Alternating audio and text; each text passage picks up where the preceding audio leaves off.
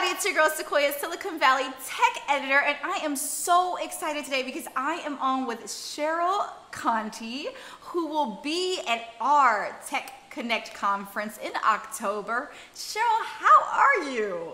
I'm great. I'm really excited to be here with you, Sequoia. Me too. So many exciting things that you have going on, all of your amazing companies, and we're going to get into all of that. But before we do, tell us a little bit about your background.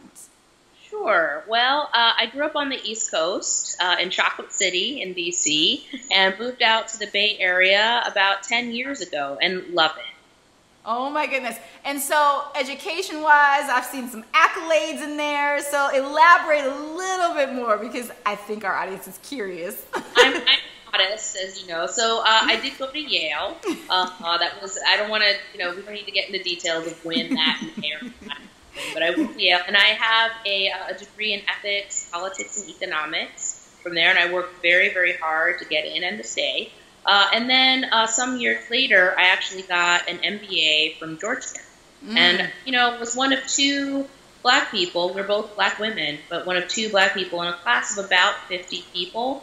And it was about 75% men.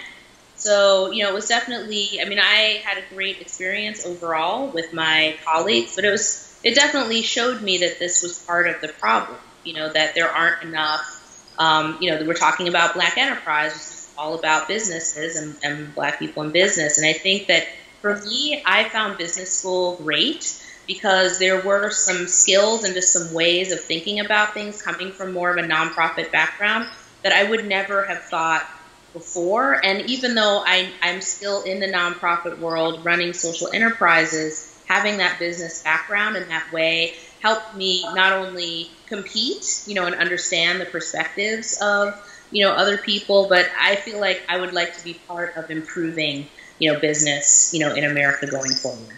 Beautiful. And so let's jump into your companies. So the first company that you started had a really, really interesting acquisition at the end, and we'll talk about that. But let's talk about the company itself before we get into that acquisition. Can you tell us a little bit about that? Well, sure. So I started Fission Strategy with my business partner, Mark Zuckerberg, about 10 years ago, and we were both coming out of some success from the Obama 2008 campaign. I had been the co-founder of a successful black political blog, an A-list blog called Jack and Jill Politics that had gotten me some notoriety, let's say. We were among the first blogs to actually endorse Barack Obama for president, and they never forgot, to their credit. And my business partner was the co-founder of New Organizing, which had actually trained a lot of progressive leaders online. So, from that, we were able to translate that into our business, Fission Strategy, which is still around today. I'm still running it. Fission is a digital agency that specializes in helping the world's leading nonprofits, foundations, and social enterprises to build digital movements that succeed through the power of people. And nowadays we say that because we've been through two successful startup exits, or have been part of that, that we like to bring to the nonprofit sector startup ideas, innovations, tools, and technologies, to that sector. Beautiful. You could have grazed past those exits. So let's dive a little deeper into that. So tell us about these successful exits. Sure. So Fission, the digital agency, we do everything from training and capacity building to helping with strategic and marketing plans to building things. We build websites, we redesign them, we build apps and tools. And so as a part of that work, we ended up partnering with CrowdTangle in its early days to help them with some of the early source code. The CrowdTangle is an innovative media and meme tool that was actually acquired by Facebook at the first part of this year, January, and we were a part of that exit. Congrats. We were minority shareholders and have had a relationship. One of our developers actually ended up going over to CrowdTangle. So we were very much a part of that company from the very beginning, which is exciting. to be a part of that and to see their exit from the inside. And then also bootstrapped Attentively. Attentively is a big data, social listening, and marketing automation tool for nonprofits. We first bootstrapped that and developed it in-house at Fission for 18 months, and then got capital, spun it out into its own company, and that was acquired by Blackbaud in July 2017. Nice.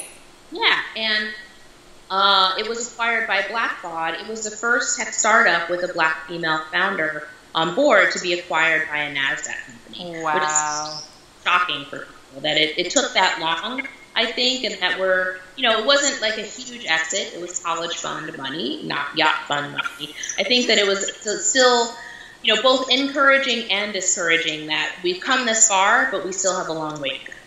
So one of the things I want to kind of dive into is acquisitions, because, getting there, you make it seem like very modest, but that is a massive feat, right? What were some of the challenges that you had getting up to that point and then actually exiting? And is there anything that you would have done differently that you didn't do the first or second time around? Oh, those are great questions. And yeah, as you know, Sequoia, being, the person that you are, 95% of startups fail. So to be part of two successful startup exits, particularly as a Black woman, is, it makes me a true unicorn. There's no question. That's not bragging. That's just the facts as they stand today. And so, part of that, I think it's important to go into any startup and any business with an idea of how you're going to exit at the end. And that way, that knowing that is going to determine. So, for example, we sensed that Attentively, for example, wasn't likely to IPO. Right? That just wasn't a realistic thing. More realistic was an acquisition of some kind. And so part of our strategy was creating a lot of strategic partnerships with what are called content management systems or customer relation management systems, CRMs, that were the type of people that might at some point acquire us. But in the short term, they actually played a strong role in making us more attractive to people using those CMSs and CRMs. Interesting. So yeah. One of the things go ahead. I was just saying, you had a question of what would I do differently. I think I would make decisions more quickly. I think that for 90% of American companies, they'll fold in the first year. And of those that go on, 90% of those fold within 3 years. And there's a couple of different factors in that inflection point. For the first year, you need revenue and reputation, right? And so, I think for all of our companies, we really focused hard on, getting that revenue in the door and having a really strong reputation for service and for product. But what I would do differently in the future is with a startup in particular, but I think with any business is today, you have to make decisions very quickly. And in a startup, every day that you delay making the decision means that you're burning your capital, and therefore shortening your runway. And for Black businesses, it's going to take us longer to get that capital, right? And so you need to be very careful in watching your runway, just because if it takes, say, 6 to 12 months to raise capital, you can bet it's probably going to take you 12 months, right? You're not going to get, there's a good chance you might not get that capital just because of who you are and the color of your skin. It might take you longer to persuade investors that you're a good bet. And so you need to measure out your runway that way as to make decisions or delay decisions. That burns capital. And so, I would say to folks, make a decision, give it, 6 to 8 weeks. If you're not seeing results, make another decision. Just to pivot as quickly as you can. That is such good advice. I'm so glad you brought that up. Can we dive a little deeper into fundraising? What was that process like for you, and what were some of the challenges that you had going into that? Like you said, being an African-American female, what were some of those hurdles, and then how did you get past those hurdles? Well, it was a real challenge. I don't look like the traditional, entrepreneur. I don't look like Mark Zuckerberg. And that's a real, if you look at some of the quotes from venture capitalists, they literally say, I look for someone who looks literally looks like Mark Zuckerberg, which is not a particularly rational way of investing, but okay. So I had to get, just getting people to talk to me, and this was someone who, again, had achieved a certain amount of micro celebrity, had been, in digital for, many years, had a successful multi-million-dollar company, Fission, that was cruising along. I had a strong track record already. So it was somewhat dismaying that, I had to knock on many more doors, and have some of those doors slammed in front of my face. I mean, there are certainly, there's someone who literally, after a demo with me of attentively the product, said, wow, this is a pretty good idea. I think it could work, but I don't know if you are the person who could actually take this forward. I mean, people would say stuff like that to my face. Wow. Yeah, no, see, Sequoia. So, I just was persevering. And I think that, if there's one thing I've learned in business or just in life is that I just kept showing up. I just kept knocking on doors. I was not going to be deterred because I knew we had a good product that was needed, that actually ended up all by itself, helping to transform, the way the nonprofit sector, even approaches online engagement, blending in social and email together. So, I was confident in myself. And I was confident in the product and in the team. And so I didn't give up. And so finally, I ended up sitting on a park bench with Josh Mailman, who ended up being our first and biggest investor. And we spent 2 hours, just talking about, stuff. And he was just really interested in my background and my life. And I think that's true of most angel investors in the seed stage. And I think that might, Black people, we're raised to not always trust or to want to hold information back. You don't want all your business on the street, that kind of mindset. And the opposite is true.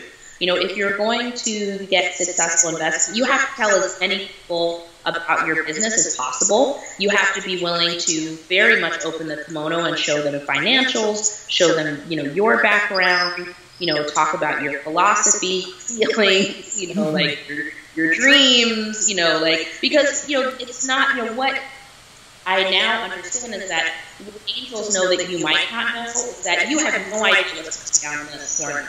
And so they're betting less on the business is important. They're betting on you, your ability to be creative, resourceful, relentless in, not wasting money and in figuring out the challenges are still to come.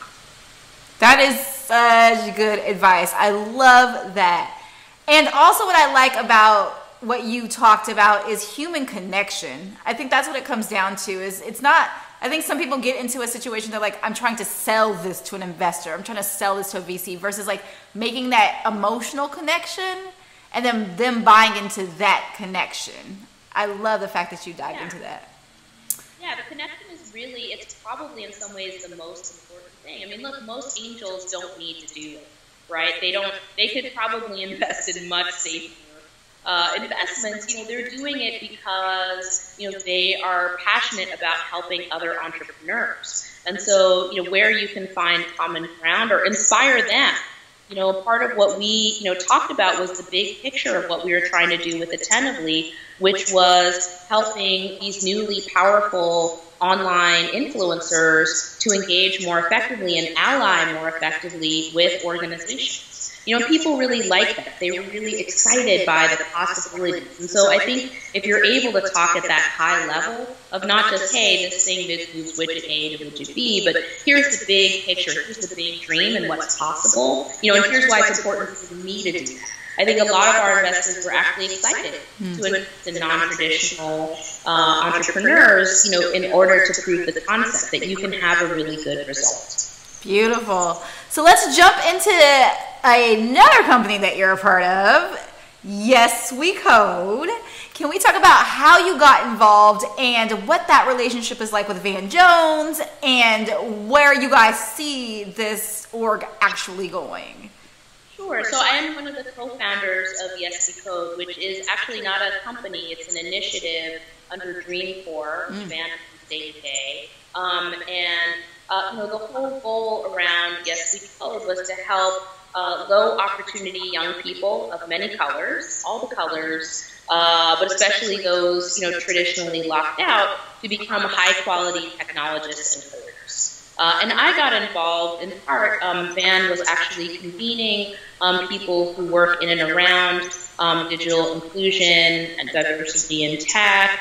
And certainly, because of, having my foot in multiple worlds, I felt like, wow, Van, I can probably help you with this. Like, I'm inside startup, right? I understand a lot about this. That, coming from more of a nonprofit or even a media perspective, I think I can lend some really interesting ideas, connections. Even just education about what's the culture. Startup. I mean, all you need to do is watch HBO Silicon Valley. I love that show.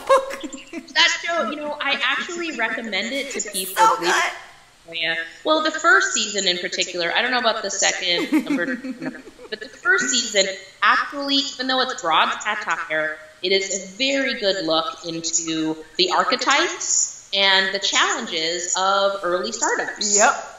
Like, I resonate, even though obviously I look different than the characters, I absolutely resonated, and everything that happened to them in that first year were things that happened to us. Absolutely. So true. So true. Yeah, it really is. So I recommend it to people all the time. Anyway, so, that wasn't a world that necessarily Van, even though I think Van was great at seeing the challenges, right? The economic challenge, the social challenges, getting really deep into, what is startup land like, and what are the challenges, but what are also the great sides? So, I think that was some of what I brought to the table, was really providing that insider insight. And so, work hard to connect, some early sponsors like Google and Facebook. And I'm actually not involved day to day anymore with Yes We Code, although I'm very proud to be a co-founder. Those guys are doing amazing work. And I definitely recommend that people check out yeswecode.org. I think the one thing about Yes We Code that I'll also mention is that, a lot of people remember Prince, of course, and Prince was very quietly almost the co-founder of Yes We Code. It was in part his inspiration that led Van found it, just to get it off the ground, and, he was just very supportive and very interested in the promise of Yes We Code and of digital inclusion in general. So, I think that that's worth noting. I did not know that. How did he get involved? Well, he and Van were good friends. We were very close friends, and according to Van, Prince said to him in the wake of Trayvon Martin's death, something along the lines, I'm paraphrasing obviously, but, the reason, it's easy to point at Mark Zuckerberg in a hoodie and no one's going to shoot that guy, but that's partly because we don't have enough Mark Zuckerbergs on our side. We need, and it is, and I talk about the pipeline that way. It's partly an issue for, the big five, the Google, Facebook, Microsoft, Apple, et cetera. I always mix one. It's important for them to be out there recruiting and training people of a wide variety of backgrounds. But it's also important for people from our community to get educated about, the way that the economy is changing, and that the fact that there are going to be something like 1 million tech jobs that might go unfilled by 2020, that's partly on us. It's not just on them. We as a people have fought hard for opportunities, for access, and we need to keep fighting for those opportunities. I love that. I'm so happy you brought that up, because at Tech Connect, we are definitely helping to fill that gap in that pipeline with our hackathons. We have a new thing going on this year, which is our career fair. So super excited that is actually a conversation that people are having currently. So now that we've kind of transitioned over into Tech Connect, tell us a little bit about what you'll be speaking about. Well, I'll be speaking about some of my experience. So you've gotten a flavor of it, by this conversation, but I'd like to go a lot deeper. I think that, again, as the first tech female to really go through an exit of this nature, from a tech startup, I'm very eager to share my learnings, from that, the whole life cycle. And that was something I was very keen. A lot of people, they may have a startup, but again, 95% of them fail. They don't get all the way through, for example, the M&A process, right? Which that was a whole other thing. I mean, talk about some crazy racist stuff that went down. I mean, yeah, so, I really want to share, some of my insights, getting through that process, answer some questions. I think that we probably really interesting Q&A, and demystify the process for people. Beautiful. So we'll leave that a mystery, leave some more for you to share with our audience. But thank you so much for being with us today. I don't want to take up too much more of your time. But if somebody wants to connect with you directly, how do they find you? You can hit me up on Black Twitter, y'all. I'm at Cheryl, CH3RYL, but if you just Google Twitter and Cheryl Contee, I'm easy to find. Yeah, Twitter's a really great place to find me, and would love to answer any questions before, and I would encourage you to come to Tech Connect. I think that, you know, as someone who's been in the tech field a long time, there's so much opportunity, you know, for creativity, but also for having, you know, a great life. You know, I think that, you know, the salaries are good. I'm not going to lie to you, and the opportunities are there. But more than that, there's an opportunity to contribute at your highest level. So, you know, I would encourage people to come on out. Perfect. Well, beautiful. Thank you so much for being with us today. And you have a great rest of your day. And we will see you on October 9th and 10th. Thanks, Sequoia. Thanks, everybody. Bye.